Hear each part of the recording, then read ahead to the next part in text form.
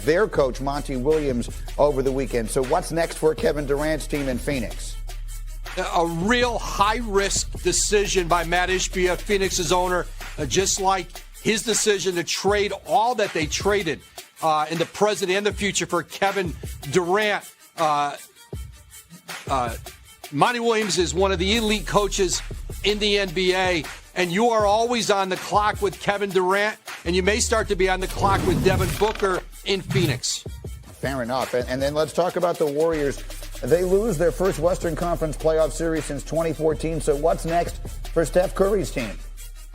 Bob Myers' decision to remain as the president of basketball operations in Golden State, he told me he's going to take a couple weeks now to make a decision. His contract ends at the end of June, but certainly his ability to navigate all the big decisions that are coming for this Golden State organization roster-wise are going to be really important if he's there. If he's not there, this is an organization that would really struggle to find a way to replace someone who has built a Hall of Fame resume running the Warriors, really the architect of these 4 championships. Now, no question about it. When we talk about the core of this dynasty, he is a piece of it that many people don't know. You know the names of the players, and you know Steve Kerr. So let's get to that dynasty for a moment. Draymond Green, on his podcast over the weekend, after his team was eliminated, completely dismissed any idea that the dynasty is over. A lot of people saying the Warriors dynasty are over, which are the same people that said it was over in 2019 when KD left. 4 years later, they're still saying it's over. Great. They're always wrong. Pay attention to who the people that are saying the dynasty are over. It's always people that have never been a part of a dynasty. Okay, so look, here's the thing. They've been great, and they're going to go down, that collection that we just named, Steph and Clay and Draymond and Steve Kerr and Bob Myers, as Woj pointed out. I mean, they put together one of the great runs in the history of the sport.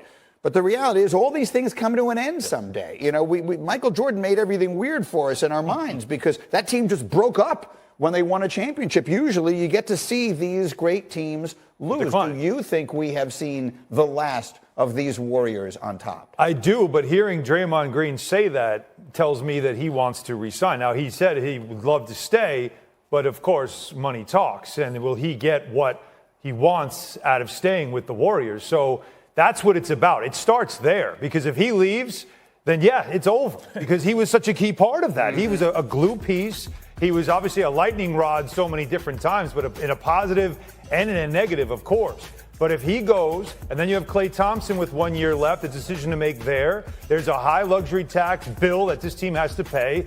It also starts with Bob Myers, and then to Steve Kerr. If he sees Bob Myers go, does Steve Kerr kind of feel like, all right, well, I've kind of done my time here, and maybe hand the reins over to Kenny Atkinson or somebody else. So I think it does start with Bob Myers, like Woj said.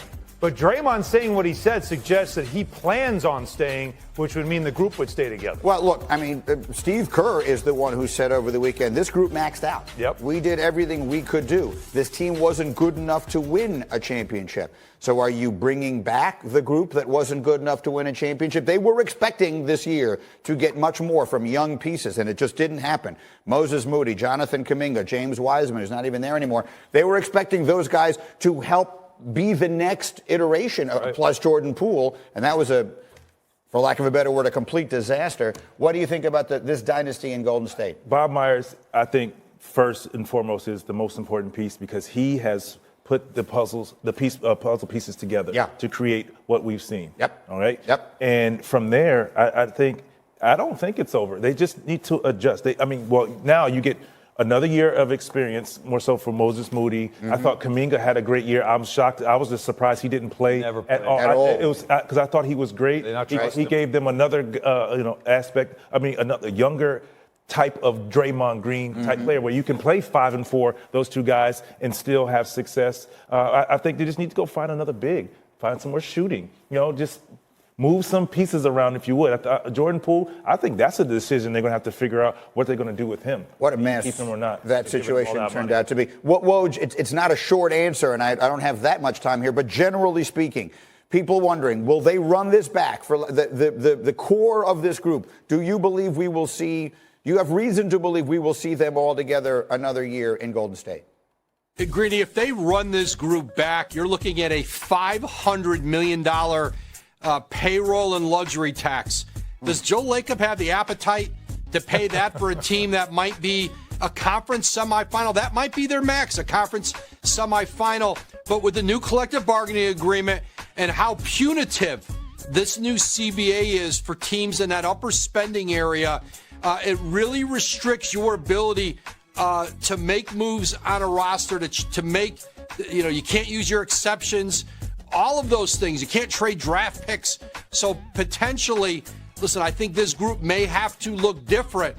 And I think for Golden State, listen, they might still be able to cobble together a conference finals run, maybe an NBA finals run, but as a dominant dynasty, this is not a dominant organization anymore. They're going to have to retool to get back to the top.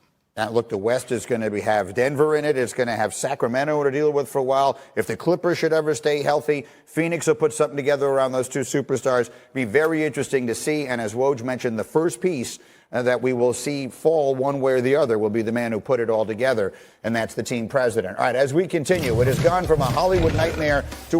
And LeBron James, after a Game 6 closeout win for the Lakers. Just because they're a different team.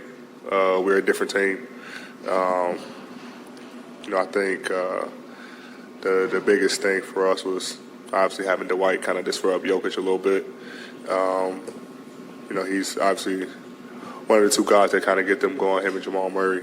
And actually, it's funny that me and Bron talked about it earlier about going back, watching that series and kind of see what we did to kind of figure out how we can best match up and get victories over them. So, we'll go back and look at it, but I think the biggest key was just kind of make the ball find the guys we want to find and just play off of that. Nikki? Yeah, that was one game, though.